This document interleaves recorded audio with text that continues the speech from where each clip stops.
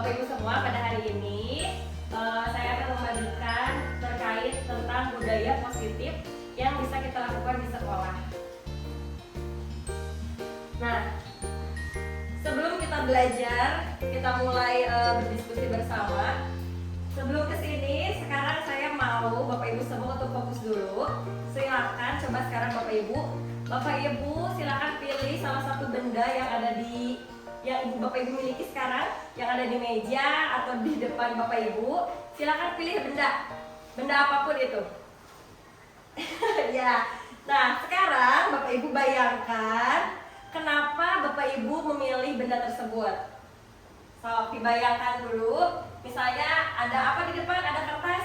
Pilih kertas. Kenapa nih saya memilih kertas? Gitu ya. Oke, untuk supaya semuanya berfokus dulu ya. Ada yang sudah menemukan bendanya apa? Udah? Ya. Sebelah sini, coba. Ibu udah. Benda apa yang dipegang, Bu? Kertas. Nah, coba ceritakan mengapa memilih kertas. Karena kertas itu adalah tempat untuk kita bisa mencurahkan apa yang ada dalam pikiran, terus untuk mengingatkan kita tentang apa yang sudah ditulis. Ya, oke, bagus. Oke, kita beri tepuk salut dulu ya. Gini, salut. Bu Iis hebat gitu ya. Kita beri tepuk salut dulu untuk Bu Iis. Salut.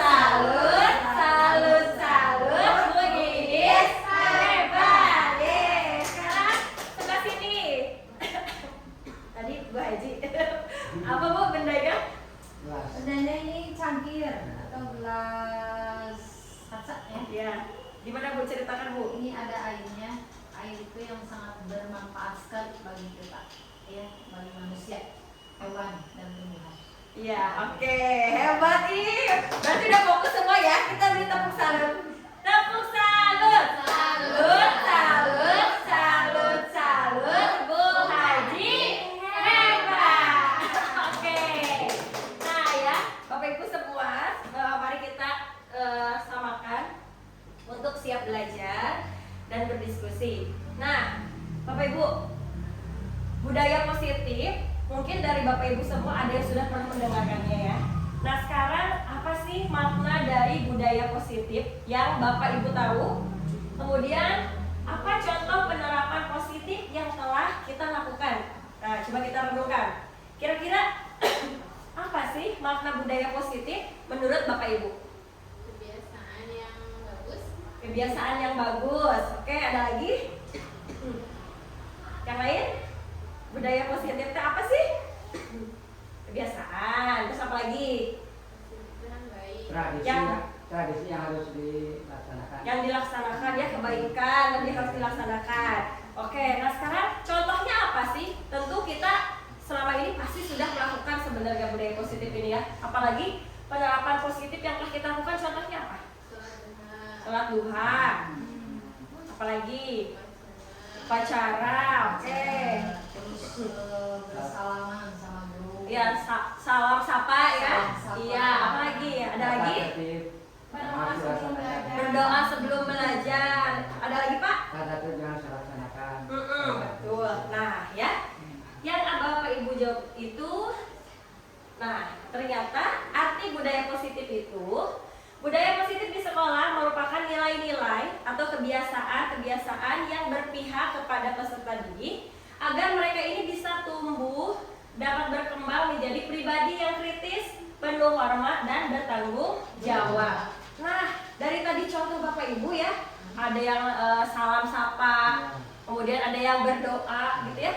Nah, itu tentunya adalah nilai-nilai kebaikan dan juga kebiasaan. Apakah hanya sekali kita mengaplikasikannya? Tidak kan? Ya kan? Karena hampir tiap hari terus ya. Betul. Nah, itu yang telah kita lakukan ternyata itu adalah merupakan contoh dari budaya positif gitu ya. Nah, sesuai dengan filosofi pendidikan Ki Hajar Dewantara, bahwa menurut Ki Hajar Dewantara, peserta didik ini bukanlah tabula rasa. Apa sih tabula rasa? Maksudnya gini, kita mengajar anak itu sebenarnya bukan kertas kosong seperti yang tadi dipegang oleh Bu Is, bukan. Jadi sebenarnya anak kita ini telah memiliki garis-garis gitu. Jadi kita tidak bisa membentuk anak kumaha kurang badai kumaha gitu ya, nggak bisa sebetulnya.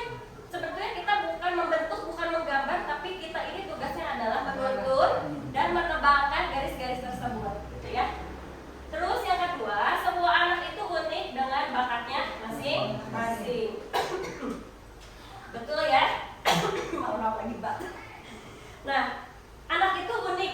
Coba Bapak Ibu perhatikan, di kelas apakah semua anak karakternya sama? Tidak ya, berbeda-beda. Nah itu makanya di kelas itu sekarang kita malah dianjurkan untuk melakukan pembelajaran diferensiasi karena anak itu beda-beda gitu ya. Kemudian budi pekerti. Nah anak itu butuh yang namanya memiliki budi pekerti, dan budi pekerti itu yang tadi yang harus ditebalkan gitu ya. Selanjutnya tugas guru itu menuntun.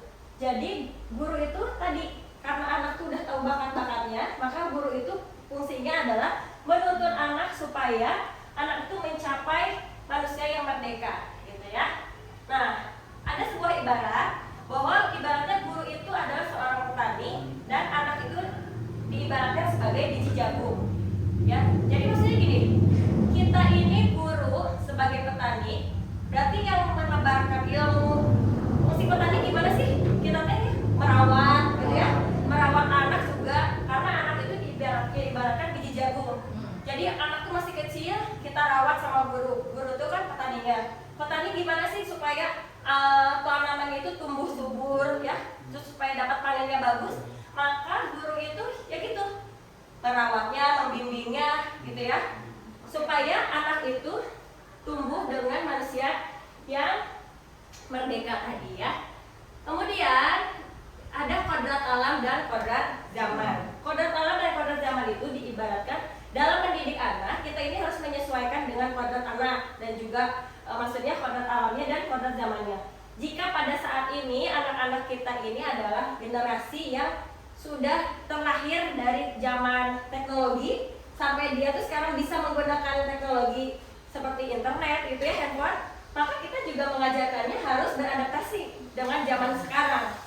Beda lagi ketika mungkin Abah yang zaman dulu udah ada HP gitu, pasti belum ada ya Bah ya.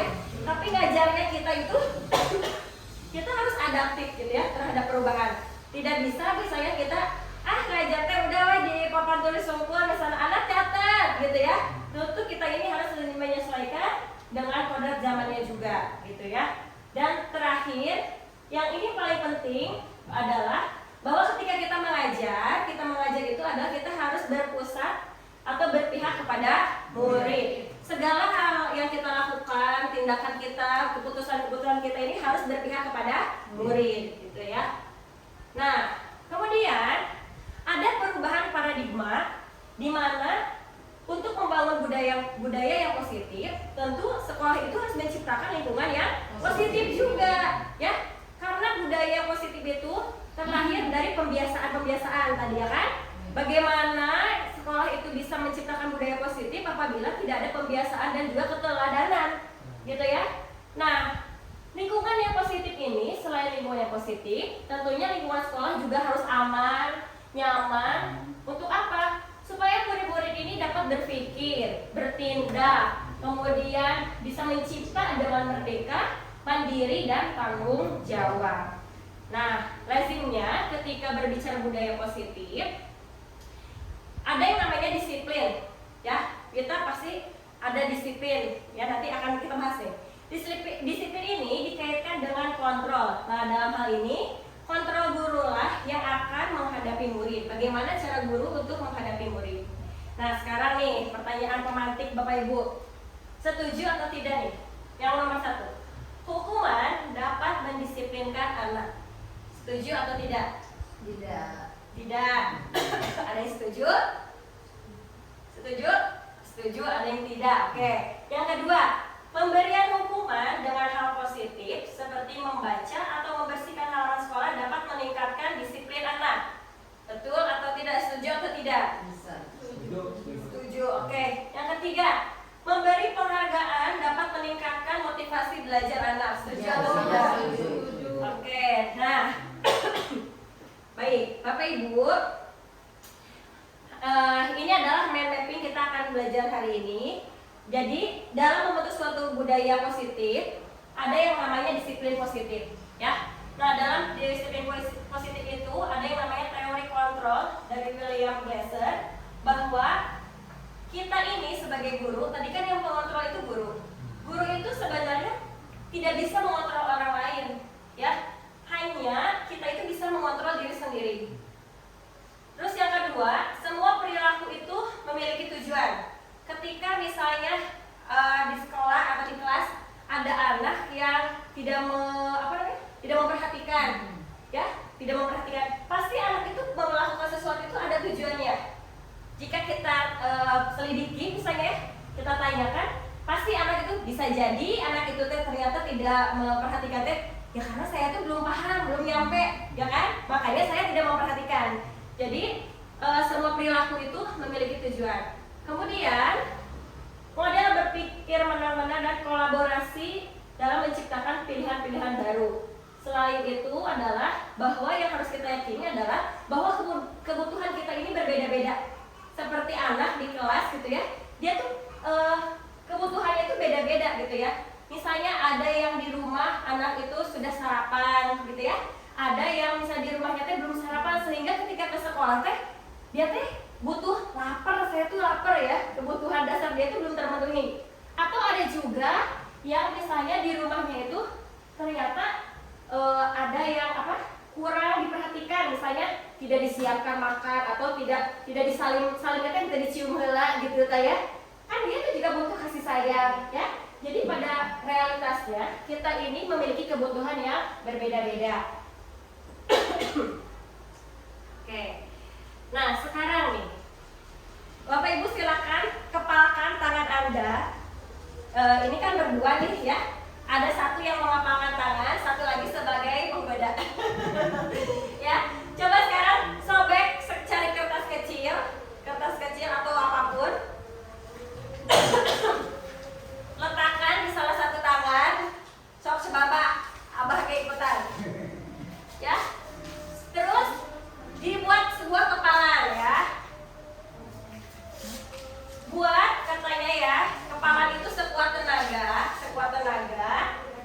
Dan yang teman yang sebelahnya lagi, satu orang aja atau ini nah sebelahnya lagi, gimana caranya? Pokoknya lihat ya, membujuk atau gimana gitu ya supaya temannya bisa membukakan tangannya gitu ya. So, coba dipraktekkan. So, yang satu harus mencoba menahan ini supaya tidak terbuka, yang satu mencoba supaya gimana temannya nih supaya bisa membuka tangannya. Paksa gitu. Ya nggak tahu gimana. Apakah lewat rayuan misalnya? Ya aku beliin bakso ke saya gitu ya. Lalu ada yang sambil dikelikitin ke.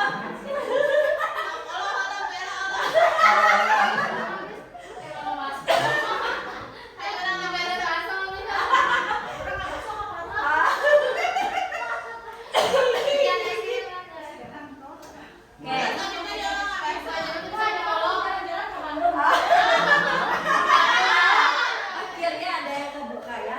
Nah, oke.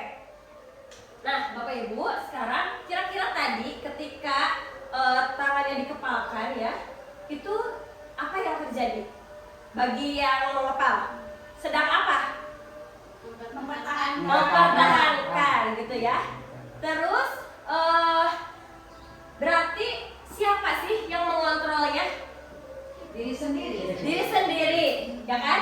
Diri sendiri. Oke, ya itu benar jawabannya ke situ ya. Nah, ternyata ini juga sama seperti kita ketika dalam belajar gitu ya. Nah, ini ada sebuah paradigma teori kontrol atau ilusi kontrol. Ilusi itu kan artinya tidak nyata ya. Jadi ini pandangan yang tidak nyata sebetulnya tuh ya. Seperti yang pertama, ilusi guru mengontrol murid. Bahwa sebenarnya guru itu tidak mengontrol murid. Seperti tadi, Bu Iis misalnya ya, yang di sebelah sini ya. Bu Iis kan memegang itu ya, tangannya. Berarti kan dikontrol itu diri sendiri. Ketika Bu Iis mau membuka, ibaratnya adalah seperti seorang anak. Gurunya adalah Bu Ella misalnya ya. Bu Ella itu terus gimana caranya ya supaya kebuka. Berarti kan ketika Bu Iis membuka, ada kontrol dari diri sendiri kan. Kita mau makin erat, apakah kita mau membuka? Berarti sebetulnya itu adalah kontrol dari diri sendiri. Jadi ketika murid pun mau misalnya dia belajar gitu atau apa, itu tuh ya emang dari dirinya sendiri, dia mengontrol diri untuk melakukan hal tersebut. Jadi bukan dikontrol oleh guru, ya. Seperti bisa aja gini, Bu Ita coba ngepel sapu misalnya, ya misal. Terus ibu teh akhirnya melakukan. Nah ketika Bu Ita melakukan, berarti Bu Ita tuh udah mengontrol dirinya sendiri. Oh saya memang harus melakukan itu, bukan hanya dari gara-gara disuruh oleh guru misalnya gitu ya. Nah jadi sebenarnya guru itu tidak mengontrol murid. Terus yang kedua, ilusi bahwa kritik dan membuat orang merasa bersalah dapat menguatkan karakter. Jadi kita itu kadang menganggap gini, kita mengajarkan anak, mengontrol anak, nanti kalau kayak gitu ibu nanti jadi nggak sakit atau nggak sayang misalnya kayak gitu ya.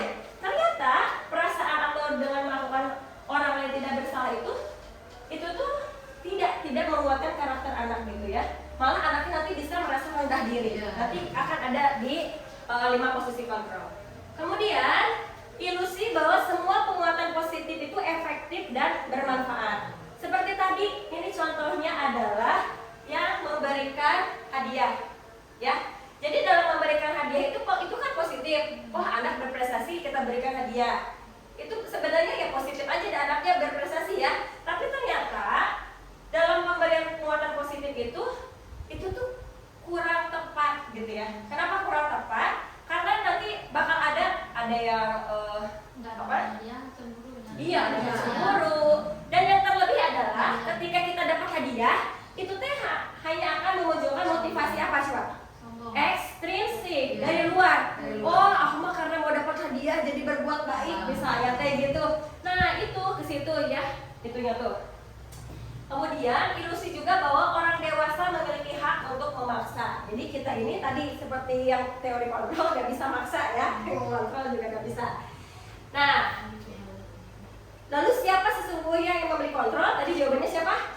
Diri sendiri, betul. Nah, dalam stimulus respon yang biasa kita nih ya, yang umumnya, ternyata ketika kita mencoba mengubah orang agar pandangannya sama dengan kita, ternyata menurut teori kontrol kita itu hanya bisa berusaha memahami pandangan orang lain tentang dunia atau tentang sesuatu. Kita tidak bisa mempengaruhi, misalnya membuang sampah itu harus ke tempat sampah gitu ya.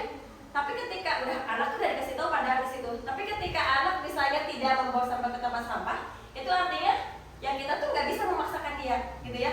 Kita hanya bisa mengasih pandangan aja, gitu ya. Gitu. Terus perilaku buruk dilihat sebagai suatu kesalahan. Ternyata menurut teori kontrol positif lah ini Maya, menurut teori kontrol semua orang tuh yang berperilaku pasti memiliki tujuan. Misalnya anak kenapa nggak datang ke sekolah, ya mungkin sakit, mungkin misalnya ada kejadian lain, ya, atau anak kenapa misalnya buang sampah ke kolong meja, misalnya gitu ya. Nah, terus orang lain bisa mengontrol saya, itu salah. Yang bisa mengontrol diri itu hanya diri kita sendiri. Kemudian saya bisa mengontrol orang lain, ternyata kita tidak bisa mengontrol orang lain. Pemaksaan ada pada saat rujukan gagal. Nah, tadi ya ayah gagal ini kan supaya ibu nggak bisa bayar dipaksa atau tadi adik kalian gitu kan. Nah, ternyata bagaimana supaya tidak gagal harus ada kolaborasi gitu ya. Aku bakso. Ini gitu ya. Ya itu berarti ciptaan pilihan baru ya, pilihan baru ya. Kemudian model berpikir menang atau kalah berarti kita tuh jangan berpikir gini, tapi kita harus berpikir oh kita teh menang gitu ya. Oke. Nah tadi sekarang apa makna dari disiplin nih? Dalam budaya positif kita pasti ada yang namanya disiplin, ya kan? Disiplin tuh menurut bapak ibu tuh gimana? So, menurut berperilaku sesuai dengan aturan. Sesuai aturan.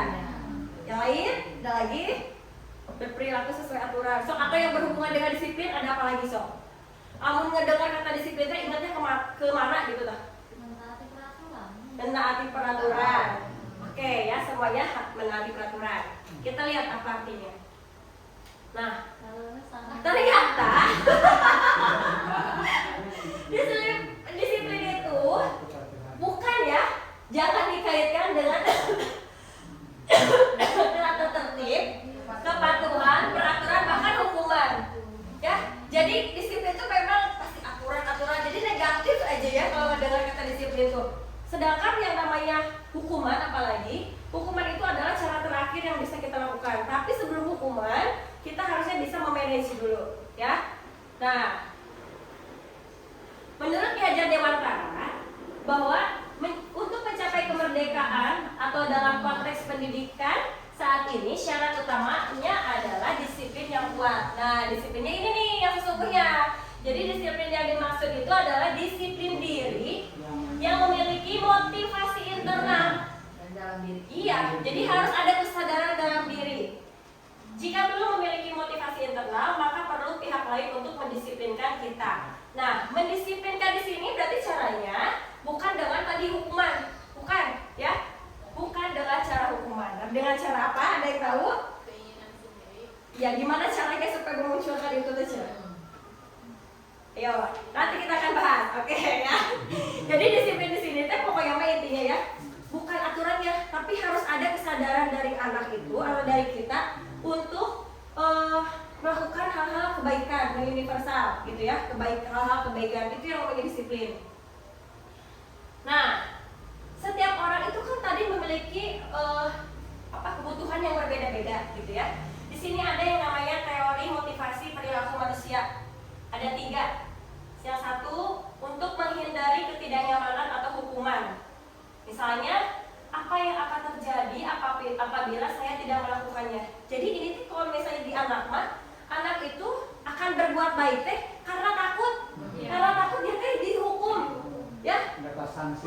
Dia tuh dihukum, dia tuh karena takut oleh guru misalnya, ya. Nah itu tuh berarti motivasinya masih eksternal. Jadi bukan kesadaran dalam diri. Nah yang kedua, dia tuh mau berbuat baik misalnya karena adanya imbalan dari orang lain. Misalnya kayak tadi kita sering ngasih ya, ngasih hadiah gitu ya, ngasih ranking juga itu kan masuk ke dalam sini ya. Dan itu juga masih motivasi eksternal. Dan perilaku yang bagus itu adalah perilaku yang ketiga, yaitu untuk menghargai diri sendiri. Jadi dia tuh bakal berpikir seperti ini, saya akan menjadi orang yang seperti apa apabila saya melakukannya. Jadi itu menyadari dalam diri ternyata saya ini harus memiliki atau tujuan dari suatu yang dia kerjakan gitu ya. Ini yang diharapkan motivasi perilaku manusia itu yang ketiga yang diharapkan muncul seperti itu. Nah, untuk tadi ya yang ketiga tadi kan untuk menghargai diri sendiri. Nah, untuk menghargai diri sendiri itu kan ada nilai-nilainya ya. Jadi menghargai diri sendiri itu untuk pastinya adalah nilai-nilainya nilai-nilai yang positif.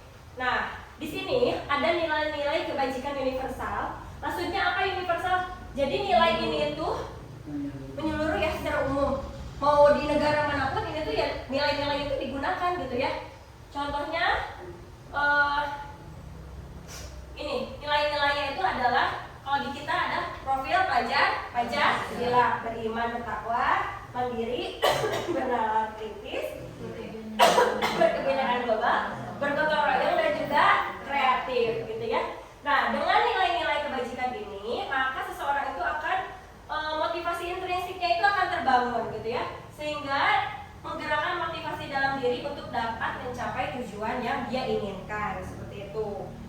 Nah, kemudian tadi tentang disiplin ya. Disiplin itu pasti kita tuh berhubungan dengan yang namanya aturan. Nah, kalau masih dalam peraturan kelas, ternyata budaya positifnya masih hanya segini, ya, masih dalam lingkup yang kecil. Tapi kalau kita sudah mulai ke keyakinan kelas, ini sudah mulai nih, ya.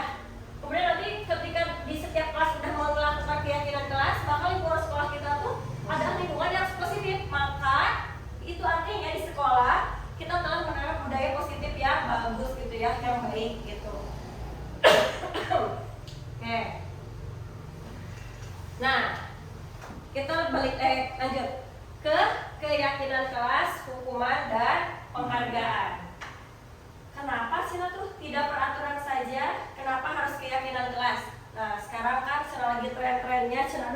keyakinan kelas aja ya. Kenapa tidak ada aturan?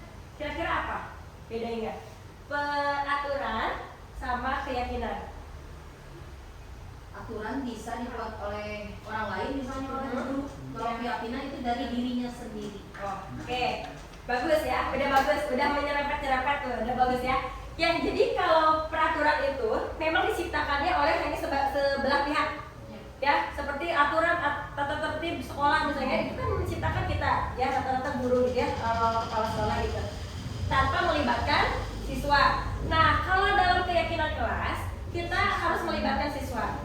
Kenapa harus dilibatkan? Supaya anak itu merasa dia itu ikut serta dalam membuat keyakinan kelas ini atau aturan ini, sehingga nanti diharapkan anak itu ketika melakukan pelanggaran dia itu akan bertanggung jawab. Ingat, oh iya saya dulu pernah membuat keyakinan kelas ini, jadi saya bertanggung jawab gitu ya nantinya seperti apa. Nah sekarang nih contoh, mengapa kita memiliki peraturan harus menggunakan helm bila mengendarai kendaraan roda 2? Kenapa tuh Bapak Ibu kalau naik motor kudu pakai helm? Menjaga keselamatan. Menjaga keselamatan.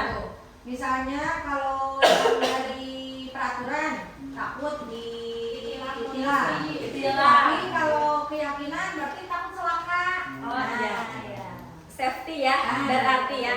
Oke, yang kedua, mengapa kita memiliki peraturan 3M? Menggunakan masker, mencuci tangan, dan menjaga jarak 1,5 meter ini waktu pandemi lah. Gitu. Kenapa nih? Waktu dulu ketika pandemi kita memiliki menghindari virus, menjaga kesehatan. Oke. Terus yang ketiga, mengapa kita memiliki peraturan harus datang tepat waktu pada saat mengikuti pelatihan? Kenapa nih? Harus datang on time. Jadi bisa saja kalau misalnya lambat kita tidak mendapatkan ilmunya seutuh gitu. Ada lagi? Keinginan sendiri untuk disiplin. Oke, untuk disiplin ya, gitu ya. Nah, tentu ya dari jawaban Bapak Ibu tadi, jawabannya semuanya sudah memasuki sudah termasuk kategori motivasi intrinsik. Di mana ketika kita melakukan itu, kita meyakini itu teh untuk kebaikan kita. Kalau tadi naik motor nggak pakai helm karena takut misalnya pakai helm karena takut ditilang atau ada polisi, itu mah motivasinya eksternal, ya. Atau misalnya ketika kita 3M takut dikucilkan orang lain, misalnya teh itu eksternal. Terus ini harus datang tepat waktu, misalnya takut nggak kebagian snack, misalnya. Ya, itu adalah motivasi eksternal ya. Istri tega bagian snack gitu. Untung udah kebagian tadi ini Maya ya. Naik duluan. Nah, oke kita berlanjut ya. Jadi kalau tadi peraturan itu dibuatnya oleh sebelah pihak gitu ya. Dan sekarang kita akan ke keyakinan kelas. Nah, Bapak Ibu ada yang sudah mengaplikasikan di kelasnya keyakinan kelas? Ada yang sudah membuat? Ya, sudah dulu. Sudah, ada yang belum? Ya, oke. Nah, kita akan bahas dulu ya. Keyakinan kelas itu apa sih? Jadi keyakinan kelas itu adalah nilai-nilai kebajikan atau prinsip-prinsip universal yang disepakati bersama secara universal, lepas dari latar belakang suku, negara, bahasa maupun agama. Jadi nilai-nilai universal ini tuh nilai-nilai kebajikan yang tadi. Kalau di kita ada yang di profil pelajar Pancasila, ya, atau nilai-nilai kebaikan lain seperti menghargai orang lain, itu kan universal ya, di mana-mana juga itu digunakan gitu ya. Nah, di sini juga menurut bos saya tuh udah dijelaskan bahwa suatu keyakinan ini akan lebih memotivasi seseorang dari dalam diri karena dia itu ikut terlibat dalam membuat keyakinan kelas gitu ya. Jadi seseorang itu bahkan akan lebih bersemangat untuk menjalankan keyakinannya daripada hanya sekedar mengikuti serangkaian peraturan. Jadi kalau udah tertera ditempel gitu ya, yang biasa kita ada di luar, ternyata itu tuh tidak memberikan efek apa sih, aku nggak terlibat, tahu-tahu ada itu aja gitu ya. Beda dengan keyakinan, kalau keyakinan kita bikin dulu bersama gitu ya. Nah, pembentukan keyakinan kelas itu gimana? Keyakinan kelas ini bersifat abstrak daripada peraturan yang lebih rinci dan konkret. keyakinan kelas berupa pernyataan-pernyataan yang universal. Misalnya tadi pernyataan dalam keyakinan kelas itu kita saling menyayangi, misalnya menyayangi itu kan universal ya, di mana-mana ada. Terus menjaga kebersihan dan kerapihan gitu kan. Menjaga kebersihan dan kerapihan itu kan universal. Kalau misalnya buang sampah pada tempatnya itu masih umum karena ada yang lebih itu lebih khusus, ada yang lebih umumnya yaitu tentang kebersihan gitu ya. Kemudian pernyataan keyakinan kelas senantiasa dibuat dalam bentuk positif, maksudnya kalimatnya jangan buang sampah tah, hindari jangannya itu loh ya, atau tidak boleh. Nah, tidak itu kan negatif, jangan itu negatif, jadi hindari itu. Buanglah sampah. Nah gitu, ya gitu ya. Keyakinan kelas hendaknya tidak terlalu banyak sehingga mudah diingat dan dipahami. Semua warga kelas sebaiknya ikut berkontribusi dalam membuat kegiatan kelas lewat curah pendapat atau diskusi kita ya, ajak anak-anak. Kemudian bersedia meninjau kembali keyakinan kelas dari waktu ke waktu. Nah kadang-kala memang keyakinan kelas itu tidak efektif, misalnya dalam 3 bulan anak itu lagi kita bisa dirubah lagi tengah jalan gitu ya. Nah sekarang coba yang mana yang merupakan keyakinan kelas, kiri atau kanan? Ini kiri, ini kanan ya.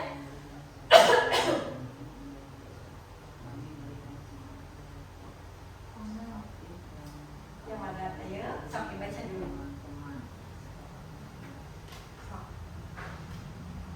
Kanan. Yang kanan? Iya. Iya, benar ya. Yang sebelah kanan. Tangan dulu dong. Hebat ya, Bapak Ibu semua. Benar ya. Jadi keyakinan kelas itu yang kanan. Seperti saling menyayangi, itu kan lebih umum ya. Peduli dengan teman gitu ya. Oke. Selanjutnya. Nah. Ini ya. Ini bedanya contoh bedanya peraturan dan keyakinan kelas. Kalau peraturan, saya kembalikan buku ke tempatnya, ternyata dalam keyakinan kelas cukup tanggung jawab gitu teh. Ya. Jadi keyakinan kelas teh nilai-nilai yang universal yang tadi teh gitu. Terus dilarang mengganggu orang lain, artinya harus menghormati orang lain. Hadir di sekolah 15 menit sebelum pembelajaran dimulai. Tuh. Terus dilarang melakukan kekerasan, berarti iya. Terus dilarang menggunakan narkoba. Ini nggak mungkin di SMA ya, ini untuk anak kelas atas. Terus bergantian atau menunggu giliran. Gunakan masker. Ya, terus jangan berlari di kelas. Itu juga iya, keselamatan. Jadi keyakinan kelas itu sebelah kanannya tuh, ya, yang ininya. Kata-kata ini lebih singkat sebenarnya, tapi dia tuh menjabarkan apa-apa aja kegiatannya gitu ya. Betul. Nah, sekarang ini masuk ke yang kedua. Kalau tadi pakai apa namanya? Perasaan yang bersalah, kalau ini pakai penghargaan. Nah ya. Nah, Bapak Ibu, kita pernah pasti nih memberikan penghargaan ke anak berupa barang atau reward gitu, pernah kan? Ya. Pernah, saya juga pernah. Nah, ternyata menurut teori ini tuh ternyata bukan hal yang baik ya, bukan hal yang positif. Kenapa? Karena pengaruhnya jangka pendek dan juga jangka panjang. Maksudnya ketika jangka pendek tuh ya udah dia tuh motivasinya tuh karena ya ada itu teh, ada iming-iming hadiah, atau dia tuh nanti aku juara kelas naik panggung misalnya, tadi dipanggil gitu ya, dapat piala, nah itu loh. Terus penghargaan itu menghukum sebenarnya ya, memberi reward itu menghukum bagi siapa?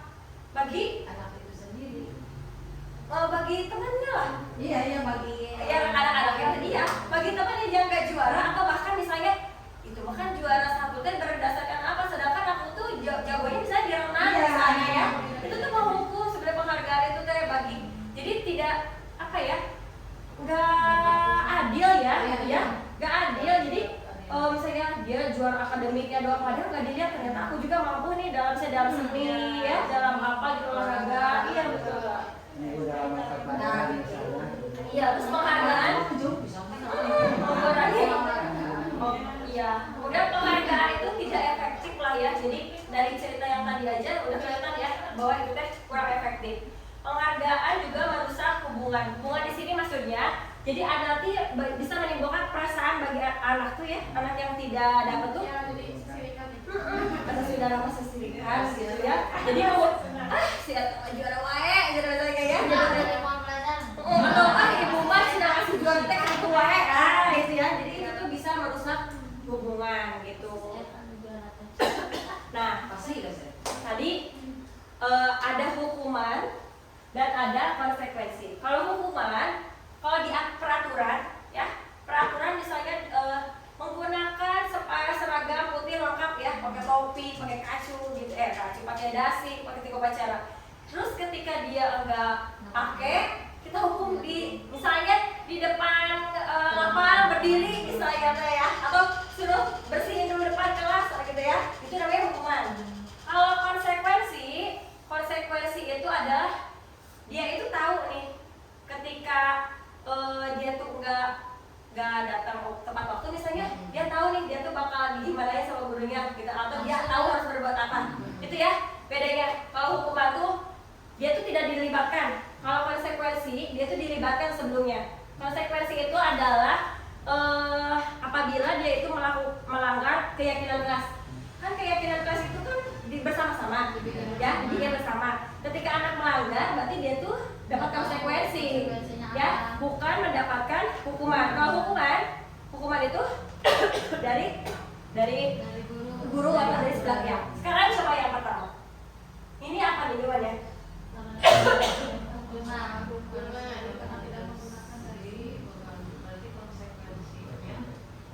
Coba sekarang ditulis dulu aja lah, ditulis di HP boleh.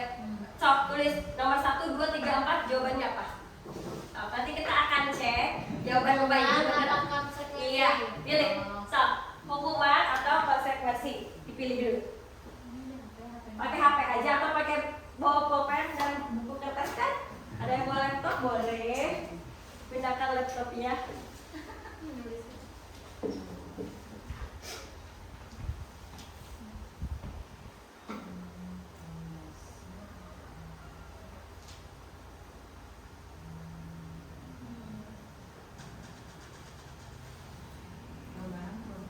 Ya, jawabannya aja. Bentar. Ketahuan jawabannya. Kelihatan nggak?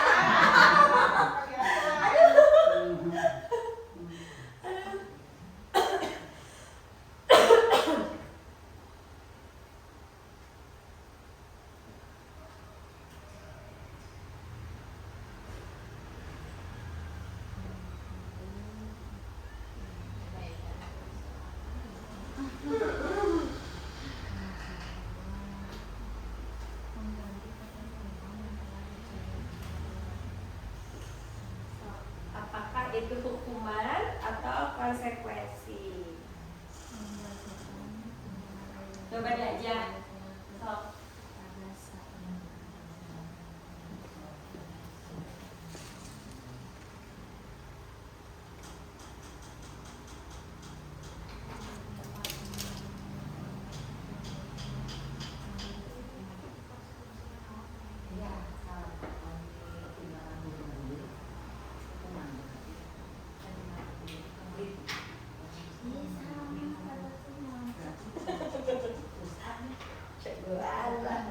Sudah belum?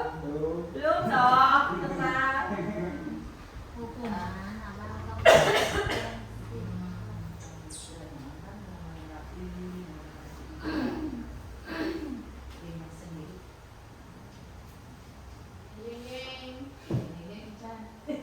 Abah, belum sudah. Sok Bah.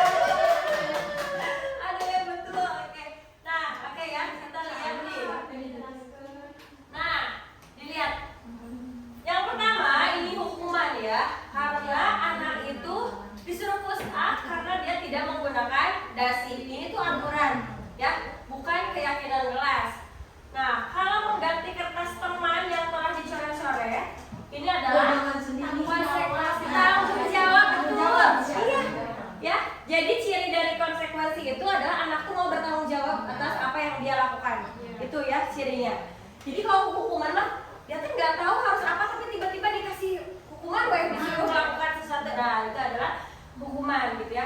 Yang ini membersihkan tumpahan air karena dia tersenggol pada saat belajar, itu tanggung jawab ya, betul. Terus mengelilingi lapangan basket 2 kali karena terlambat habis sekolah, itu adalah hukuman. Oke, hebat semuanya. Oke. Nah, perbedaan hukuman dan konsekuensi. Dalam hukuman itu terjadi sesuatu yang menyakitkan bagi anak atau bagi orang yang mendapatkan hukumannya. Tiba-tiba aku udah mau datang ke siangan bangunnya telat, gitu ya, kesiangan dihukum lagi, cina gitu ya. Aduh.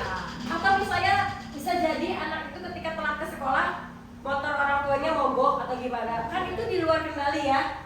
Udah mah aku kena musibah, tertimpa tangga pula, dia udah jatuh tertimpa tangga, suruh ngelilingi lapangan gitu ya. Nah, kalau konsekuensi memang sesuatu itu harus terjadi. Jadi anak tuh menyadari, ya emang aku harus melakukan itu, harus bertanggung jawab gitu ya.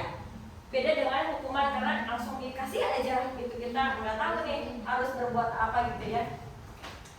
Nah, dari yang menyakitkan tadi, ini bisa menjadi anak itu sakit dalam fisik, misalnya ya, udah nggak capek lari ya. Terus secara hati pun jadi nanti kesel misalnya ya, benar sih, jadi itu ya dihukumnya berat banget misalnya gitu ya. Dan itu bisa membuat dalam waktu lama anak tuh bisa apa ya disebutnya teh ada perasaan dendam, bisa jadi ya ada gitu.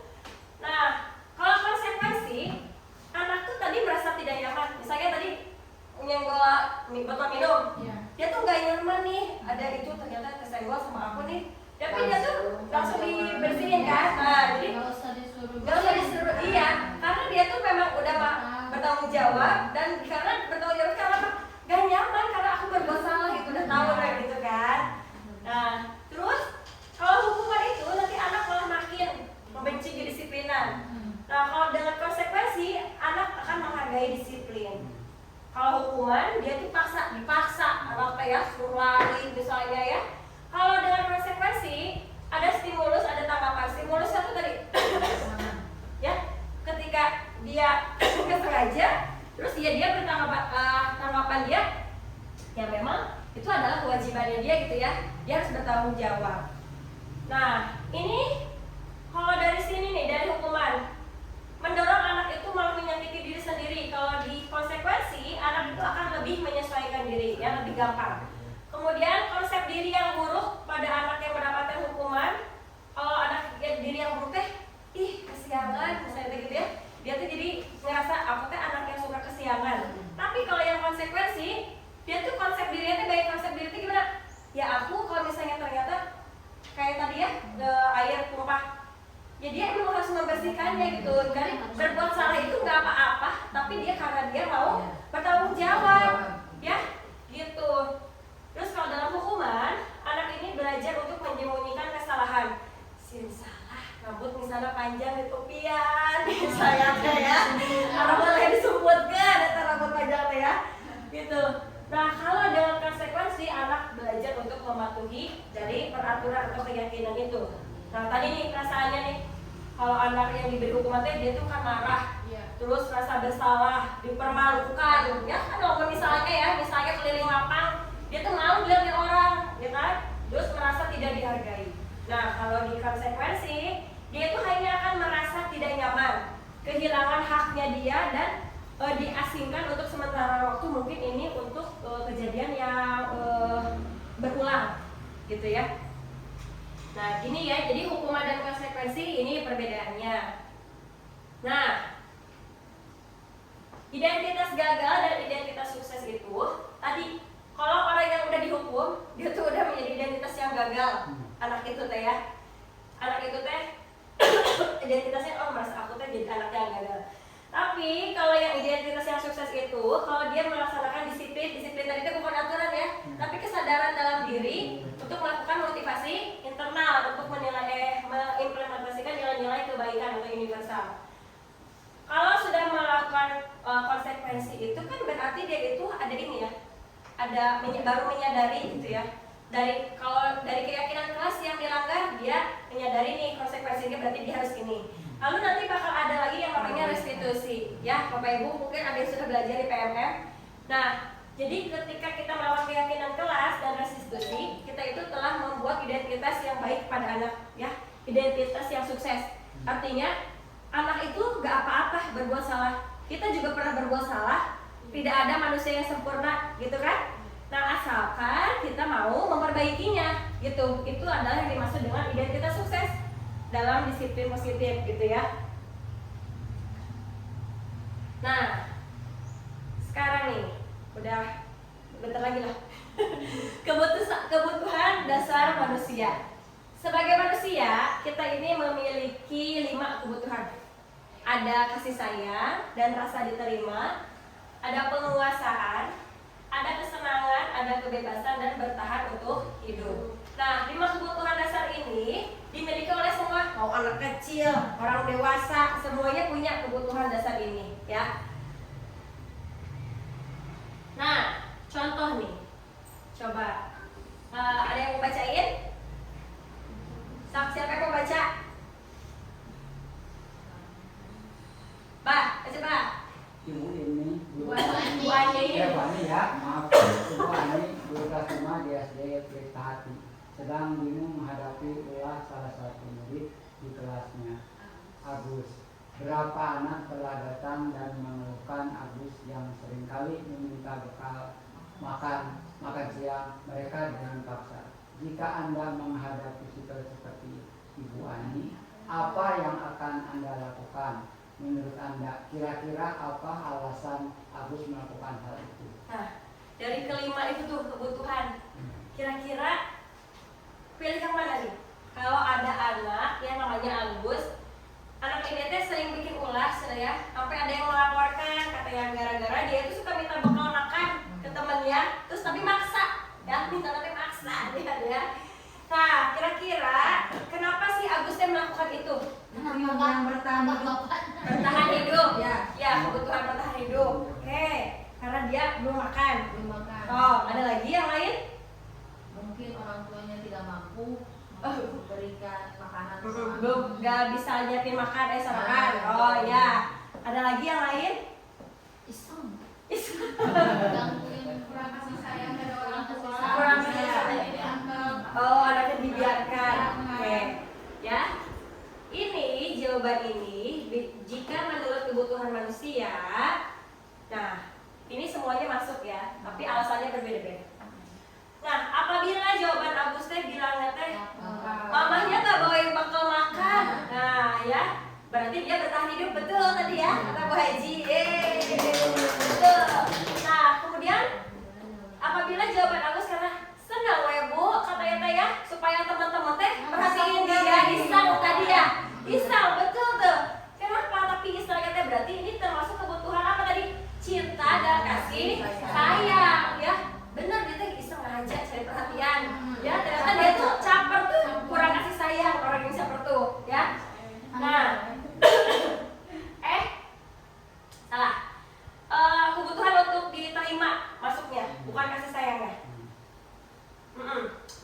Cinta kasih sayang itu kebutuhan untuk diterima. Ya betul sih, dia tuh butuh kasih sayang. Tapi dalam teori yang 5 ini, kebutuhan manusia itu dia tuh butuh untuk diterima oleh teman-temannya. Kemudian apabila Agus itu merasa hebat, soalnya teman-temannya jadi takut, dia takut penguasa. Jadi dia tuh penguasaan ya. Ya dia tuh pengen tuh kebutuhannya adalah penguasaan. Dia tuh pengen diakui, dia tuh mampu, dia tuh bisa menguasai kita, gitu ya. Bisa. Jagger. Nah, kenapa nggak Jagger sih lah? Terus kemudian jika dia merasa bosan Bu, bakal makan kayak tahu bisa ya teh ya. Bisa ternyata dia ini butuh kebebasan. Artinya bosan dikasihnya misalnya dia masih goreng terus, pengen yang lain misalnya ya. Dia tuh ingin bebas, pengen ada pilihan lain.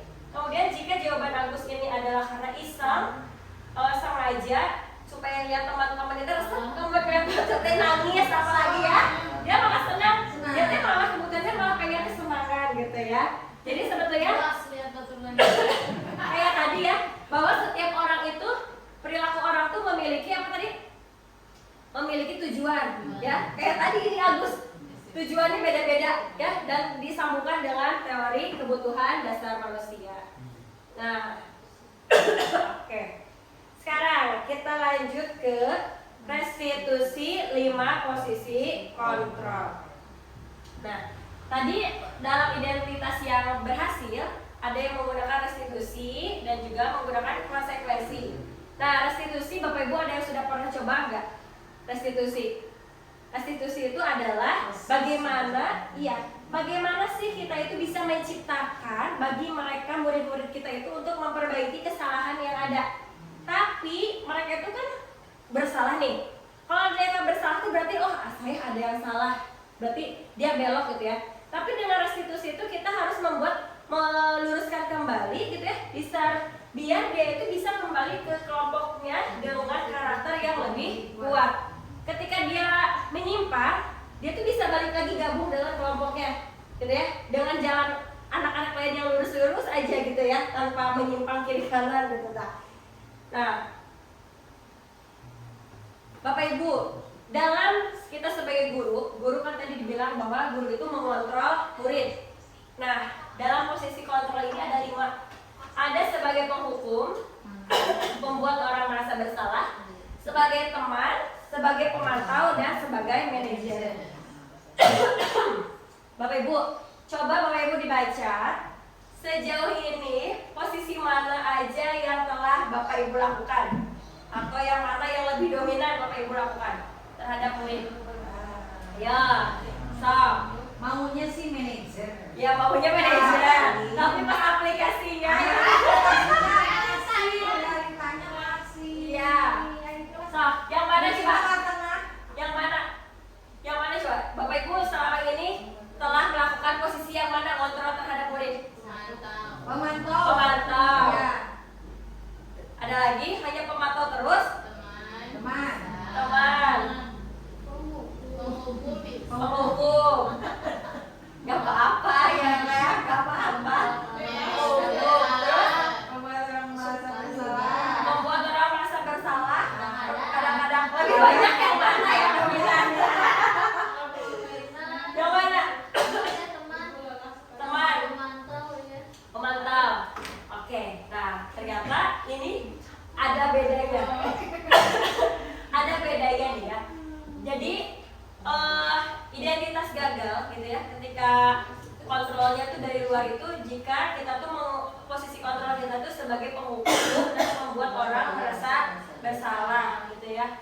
Nah, terus identitas yang berhasil itu ya, ini tuh kita sebagai teman dan pemantau, tapi yang berhasil itu, yang paling sukses itu harus dari manajer. Karena kalau manajer, nanti anak itu posisi kontrolnya kita itu hanya mengarahkan, tapi anak yang mencari solusi. Ya, kalau menghukum teh menghardik, ditunjuk-tunjuk, disakiti, iya, memaki-maki gitu ya, menyindir. Contohnya gini, kalau kamu nggak melakukannya awas ya, ibu nggak pulangin kamu. Kalau nggak nulis awas ya, misalnya ya, nggak dapat nilai, misalnya gitu ya. Nah itu adalah hukuman, ya, posisi kontrol kita sebagai penghukum. Nah, hasilnya apa? Anak tuh malah bakal berontak, ya, bakal makin ngeyel gitu ya, menyalahkan orang lain, bahkan bisa berbohong. Terus murid itu meletakkan guru di luar dunia berkualitas. Jadi gak ada itu mah bukan guru pop ini, gak ada tipe-tipe guru yang dihidangkan gitu loh. Dia tuh apa sih, guru tuh tidak penting gitu loh. Jadinya tuh bakal ke situ ya. Nah, tuh muridnya bakal berkata itu, biarin lah, gitu ya, biarkan saja, nanti juga marah-marah lagi, gitu ya. Karena saking sering marah-marah, jadi udahlah, biarin lah, jangan didengerin, misalnya gitu, nah, gitu. Terus anaknya nanti dampaknya bakal mengulangi lagi kesalahan, gitu ya. Terus membuat orang merasa bersalah. Kalau orang membuat merasa bersalah itu, dia tuh sebenarnya nggak marah-marah, nggak pakai emosi gitu. Justru dia tuh lembut ya, seperti biasa. Tapi dia tuh dalam gitu. Jadi gini, harusnya sih kamu tuh kayak gini, nanti ibu jadi gimana? Nanti ibu dimarahin sama kepala sekolah gimana? Nah, itu loh. Ya. Iya, itu teh membuat orang tuh merasa bersalah. Nah gitu contohnya, kamu seharusnya tahu ibu kan capek baru pulang gitu misalnya. Nah itu anaknya kalau yang sensitif banget lah itu teh kena gitu ya. Nah terus nanti anak itu bakal merasa rendah diri. Anaknya kalau ya udah maaf ya mama, kayak gitu. Nah ini adalah membuat orang merasa bersalah. Jadi merasa rendah diri itu bukannya anaknya kembali ke identitas kegagalannya gitu ya, meluruskan lagi kembali ke kelompoknya, malah dia itu semakin gitu. Nah kemudian ada lagi sebagai teman dan pemantau. Kalau teman dan pemantau ini, dia ini mengharapkan imbal. Nah tadi kan posisi kontrol itu ada 5. So sekarang nih, kira-kira ini posisi kontrol itu siapa yang mengatakan apakah sebagai teman, sebagai manajer, atau sebagai penghukum? Saya kecewa sekali dengan kamu. Tulis lagi, ayo langsung. Ini ya, ada 5 tadi. Sebagai penghukum, membuat orang merasa bersalah, teman, pemantau, dan manajer. Ada 5 ya. Teman, pemantau, dan manajer. So, saya kecewa sekali dengan kamu. Langsung pilih. Membuat orang merasa bersalah. So, tulis aja. Yuk. Saya kecewa sekali dengan kamu. So, pilih dia. Nomor 2. Kamu tidak pernah benar melakukannya. Sudah. Kira-kira pilih yang mana?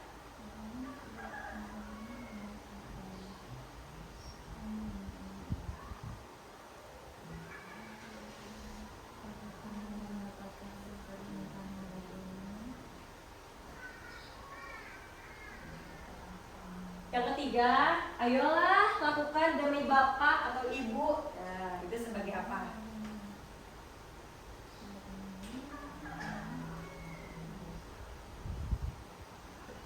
Yang keempat, apakah kamu mau mendapatkan stiker bintang hari ini?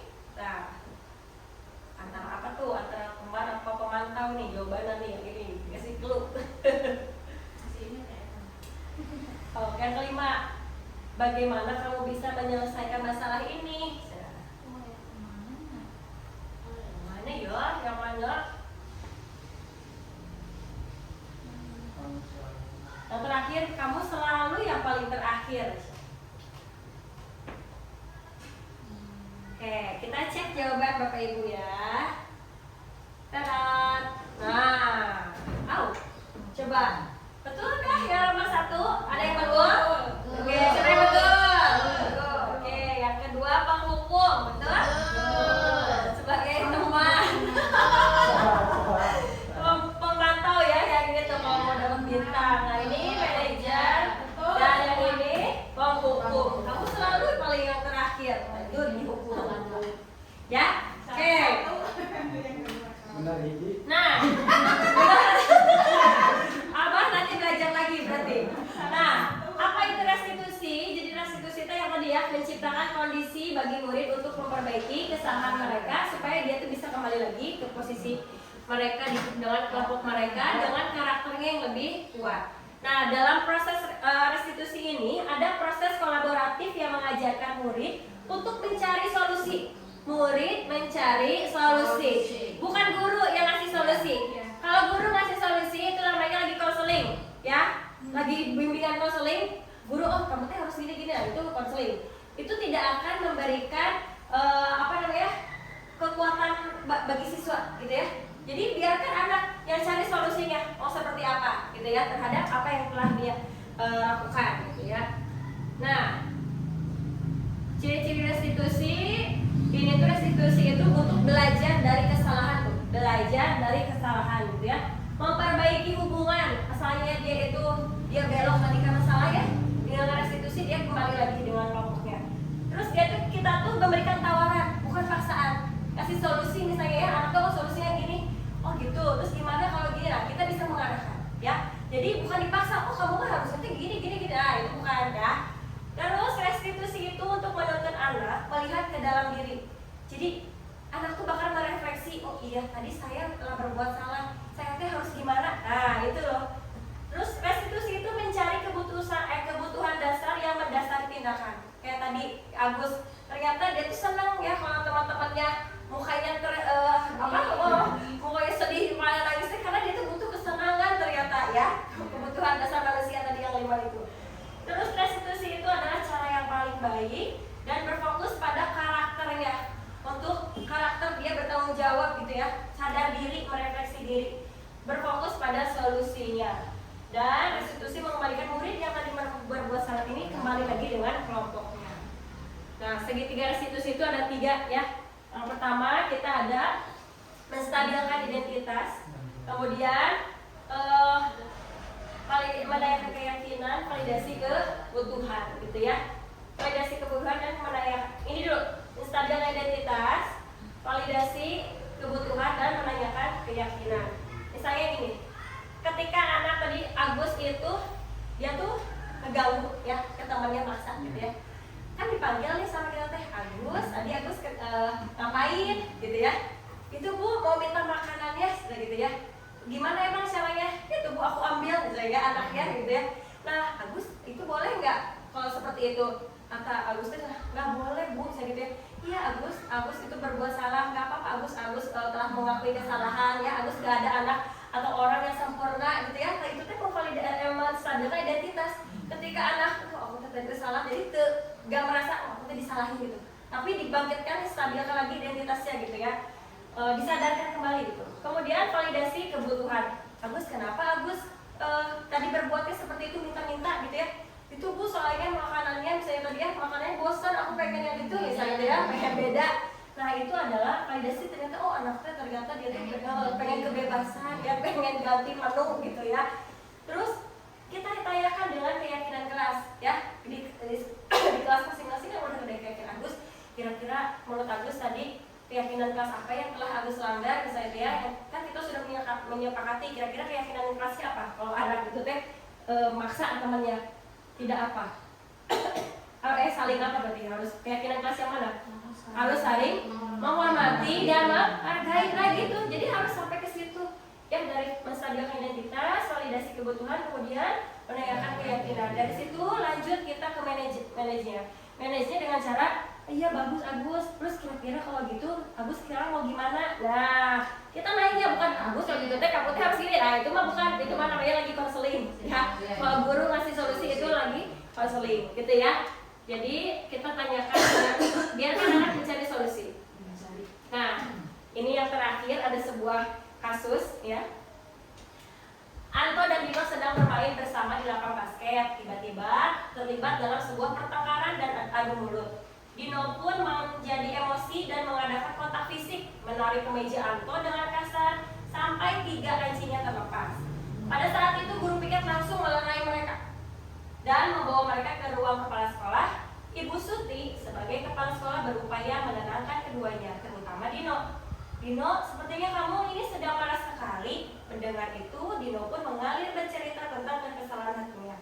Ibu Suti pun melanjutkan bahwa membuat kesalahan adalah hal yang manusiawi dan bahwa mempertahankan diri adalah hal yang penting. Namun, Dino memikirkan cara lain yang mungkin lebih efektif karena saat ini Dino berada di ruang kepala sekolah. Nih, lanjut nih. Ibu Suti melanjutkan bertanya tentang keyakinan sekolah yang disepakati, serta apakah Dino bersedia memperbaiki kesalahan yang telah dilakukan terhadap Anto. Dino pun akhirnya perlahan mengangguk. Kemudian Ibu Suti balik bertanya kepada Anto, hal apa yang bisa dilakukan Dino untuk memperbaiki masalah? Anto menjawab, saya perlu kancing saya diperbaiki Bu. Ibu saya akan sangat marah kalau melihat kancing baju saya sampai copot 3 begini, katanya.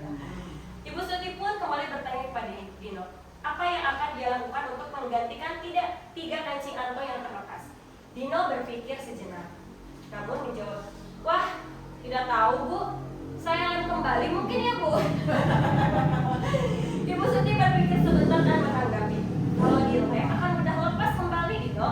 Bagaimana kalau kamu menjahitkan saja? Bersediakah kamu? Dino tampak ragu-ragu dan menanggapi, menjahit. Mana saya tahu bagaimana menjahit Bu. Ibu Suti meneruskan, apakah kamu bersedia belajar menjahit? Dino berpikir sejenak, memandang kemeja Anto dan menanggapi, yang mengajari saya siapa Bu? Dengan cepat Ibu Suti menjawab, Pak Irfan mata busana. Dino kembali diam sejenak memandang kemeja Anto yang tanpa kancing.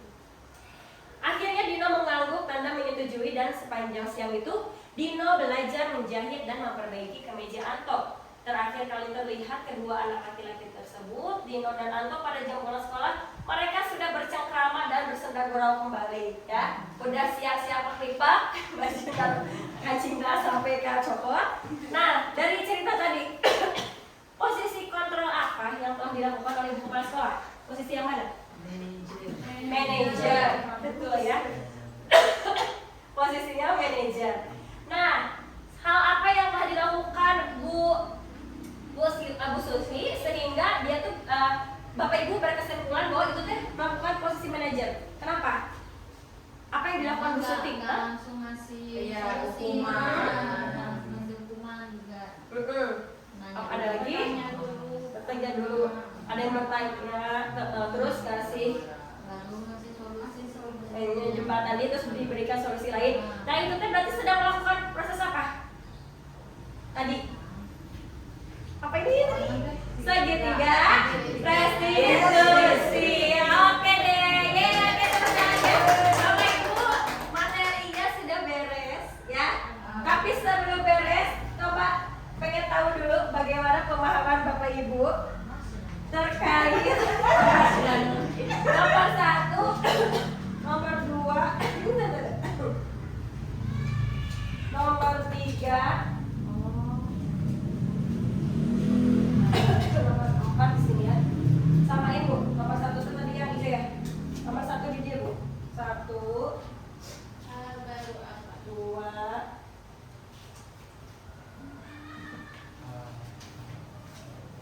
1. Saya jadi tahu Direfleksi ya. tentang disiplin budaya positif. Oh.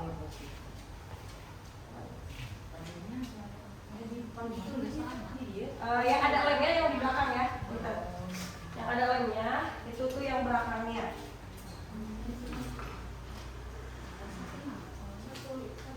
Iya, yang nomor 1 yang warna mana, please? Hijau. Warna hijau. 1 hijau. Ya. Jawaban yang full kan? Ya, jawabannya aja, sok direfleksikan. Yang ada lemnya itu di belakangnya ya. Buat nanti ditempel. Yang 1, nomor 2, nomor 3, nomor 4. Ada bolpen ini nih. Yang ada lemnya. Ayo, apa? Sok. Kan jawaban sebagai seorang guru. Ya, jawaban Ibu. Tadi kita kan udah belajar ini nih, berdiskusi dalam ngobrol ini, ya dalam kegiatan hari ini. So, nomor 1, nomor 2, nomor 3, nomor 4. Nomor 3 itu peran Among itu. Tadi kan ada 5 posisi kontrol.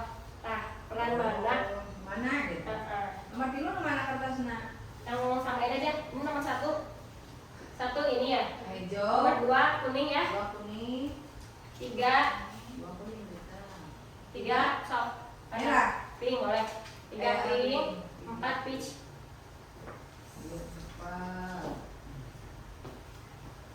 Oh, peran Among itu 3 itu dia tadinya. Segitiga tanya. Yang posisi kontrol itu. Posisi kontrol itu kan ada 5.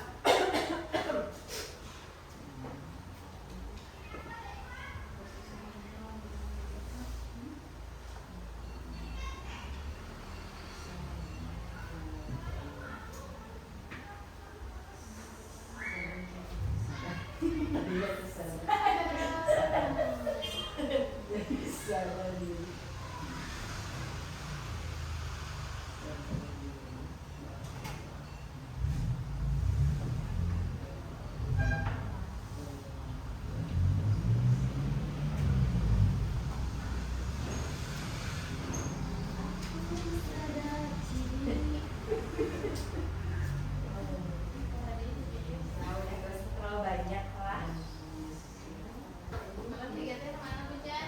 Ini yang pink. Pink.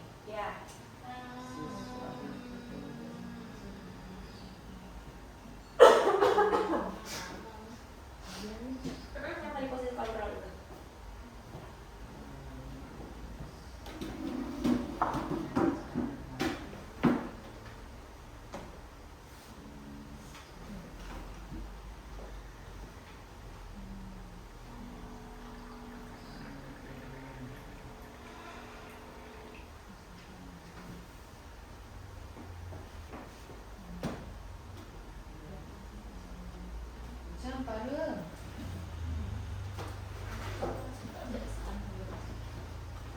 Terus mana? Nila. Gini aja, ya ditempel ya yang udah. Ya, ditempel nomor 1, ditempel di depan, ayo tempel. Dua bisa kan? Ya. Perasaan apa yang selalu mengikuti sesi ini khususnya? Nah, nomor 1 di situ ya boleh. Ini aja lah. Ini 1, 2, 3, 4. Ya. Perasaan senang. Hebat. Tadi saat Nomor 3 itu peran kamu tuh tadi yang 5 peran teh ya. Ibu udah pakai peran yang mana? perannya. Iya, peran yang mana yang tadi yang telah dilakukan?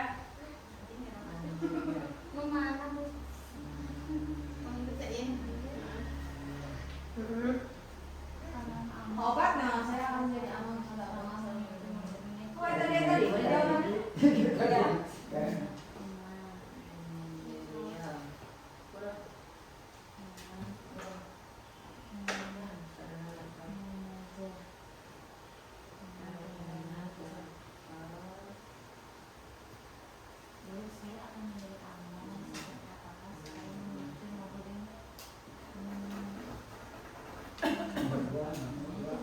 Ya, udah. Apa? Ada yang udah? Ya. Iya. Satu lagi jawabannya.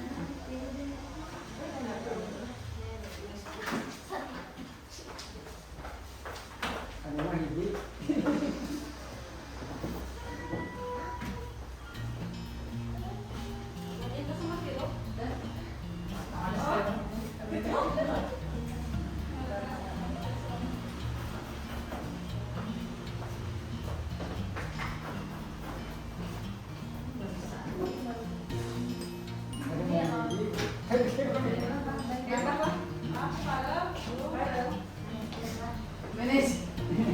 Manajer. Dia apa menjawab?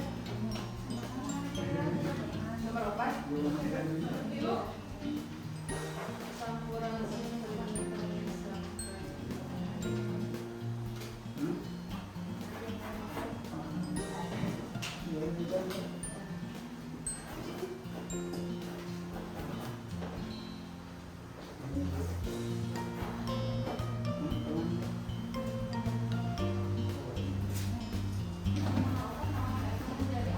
Oke. Yang belum gak apa-apa sambil ini ya. Oke Bapak Ibu. Sudah beres ya kegiatan kita. Gak apa-apa.